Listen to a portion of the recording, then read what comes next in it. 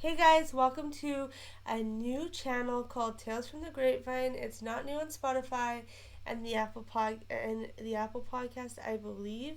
So go check it out on my Spotify. But this is definitely new to YouTube, and I'm really excited to share this because it used to be called Laughable Moments, but it's called Tales from the Grapevine because I wanted to broaden my horizons with different storytelling. So I'm gonna share this one with you guys today. So think about it for this topic. We're getting into the holiday spirit, holiday fun, seeing our families that we haven't seen in a while, or maybe we should see them a little more often, other than these holidays. What other reasons? Oh yeah, baking, Christmas dinner, fun games, of course, gifts if that's something you guys do as a family. Um, so that brings me and leads me into today's topic of Christmas being banned for 30 years back in the 17th century. Who who has, if you've ever heard of this, please comment below. I would love to hear about it. Also, there wasn't too much information that I could easily find, so if I have it wrong, I do apologize, but I did the best research I possibly could, and the websites we're using today are called theconversation.com, history.com, and cromwellmuseum.org. So, like I said, we're in today's modern world, we're getting prepared for our Christmas traditions. If you have any, if not, you're always welcome to listen to the story as well. If you don't celebrate it, that's cool. That's Everyone has a different life, right? So no big deal, no judgment at all. Okay, I have my notes here so that I can read them as I'm going through what I'm about to say. So, Christmas being cancelled. So, in 1647, the Parliament had won the Civil War in England, Scotland, and Ireland.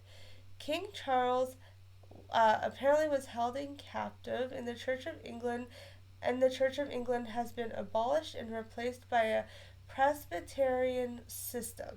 So, I was looking for what Presbyterian means, and all I got was it's a form of church government where a group of elders and ministers rule together as a council. So they obviously changed some systems in here. And they restructured the churches across the British Isles, which included Christmas and other holiday traditions, um, there were festivities that were unacceptable, like shops had to stay open through the season, including Christmas Day. There was no decorations allowed, no lights allowed, no celebratories allowed, no alcohol, no dinners, nothing allowed. There could have been no display of any kind of celebration. And of course, people still celebrated. I believe the mayor kind of just turned a blind eye if people did celebrate. Um, and stuff like that. So I'm going to kind of take some notes or some things that I read earlier, and I wanted to, yeah, so I'm going to take some notes. These are just some of my notes, but I'm going to take what I read earlier and I'm going to share it with you guys. So, um, so the mayor in Norwich had already presented with a petition calling for a celebration of traditional Christmas. He couldn't allow it publicly, but ignored illegal celebrations across the city, which I'd probably do the same if that was the case. Christmas is an innocent celebration, right? It's nothing to be bad. And I'll get into why in a minute, but I couldn't get the best explanation, I guess. But I wanted to talk about the arrest at St. Margaret's Church. By the way, that there's a church named St. Margaret where I grew up. I don't think it's the same church they're talking about, but this is one that I grew up in with that name. Okay, so Christmas Day was celebrated in the very heart of Westminster. If I said it right wrong, I apologize. And the church wardens of St. Margaret's Church, which is part of Westminster's Abbey, were arrested for failing to stop the party. The London streets were decked with holly and ivy, and the shops were closed. The mayor of London was verbally assaulted as he tried to rip down the Christmas decorations with the help of the city's own battle-hardened veterans. Um, Ipswich and Bury Street Edmonds in Suffolk also celebrated Christmas roundly. Young men armed with spikes, clubs patrolled the Christmas, persuading the shoekeepers to stay shut. Taking up arms and breaking the rules weren't just about experiencing the fun of the season. Fighting against the prohibition of Christmas was a political act. So, the aftermath of the Norwich Christmas riots was the most dramatic. The mayor was summoned to London in April 1648 to explain his failure to prohibit the Christmas parties, but a crowd closed the city gates to prevent him from being taken away. Armed forces were again deployed, and in the ensuing riots, the city ammunition magazine exploded, killing at least 40 people. So there was a lot of rebellion. Of course, I would probably feel that way too. Be a little bit rebellious for, being a little bit rebellious for shutting down Christmas when there was no reason to, except I think it was because of different religions. But I'm going to look that up in a second and share it with you guys. Successfully in 1647 and 48, parties led to riots, which led to rebellions, which in turn caused the Second Civil War. That summer, King Charles was put on trial after his defeat in the war and was executed. This resulted in revolution, and Britain and Ireland became a republic, all because of Christmas. That's crazy.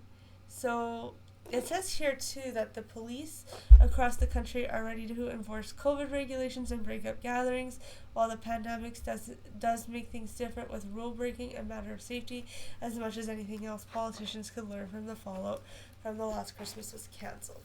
So Christmas turned into a civil war in the 1600s, or mid 1600s. Like that's crazy to me that there was a 30-year ban on Christmas.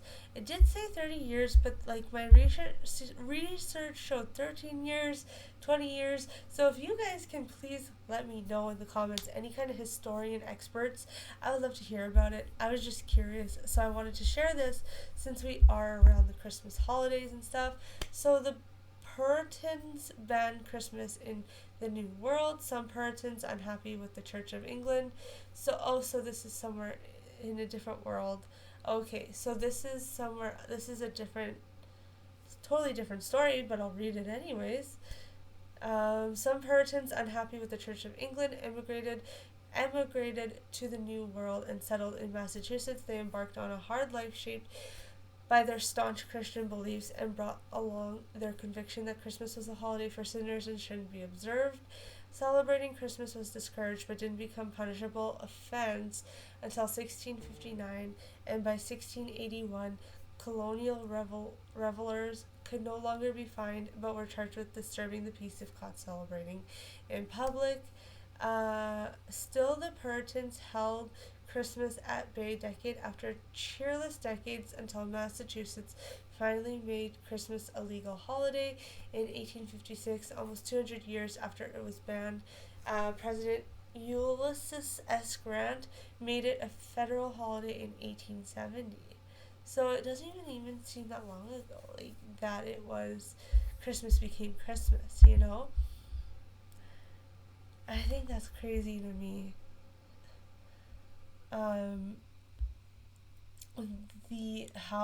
Why it was banned. How did the Christmas bill ban come about? And this is from cromwellmuseum.org. In January of 1642, a bill was passed by Parliament and signed off to King Charles, legislating for a monthly day of prayer, repentance, and fasting. Such days were not unusual in the early modern world. When times were hard, communities and even nations were often asked to spend days abstaining from food and in prayer of divine intervention to bring an end to their troubles. Under the law of 1642 in England and Wales, the last Wednesday of every month was to be set aside for such a purpose.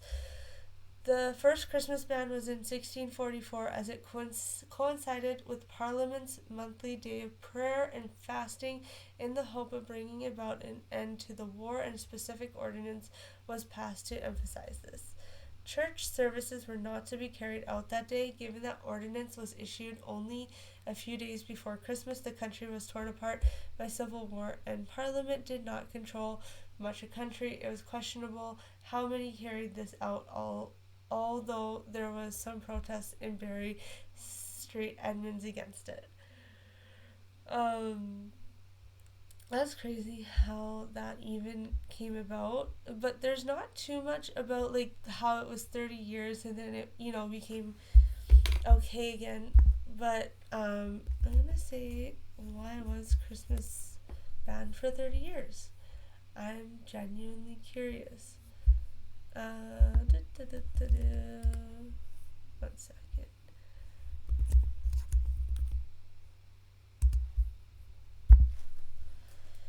So,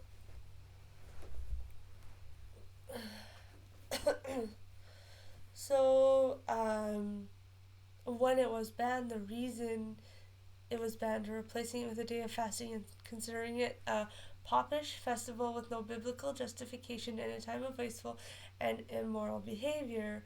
However, I don't know why there's no biblical justification when that was the day Jesus was born. That's Jesus' birthday, right? So that's where I'm like, well, why is it a wasteful day when we had Jesus Christ's birth that day? Like that to me is crazy that they took that away for that long.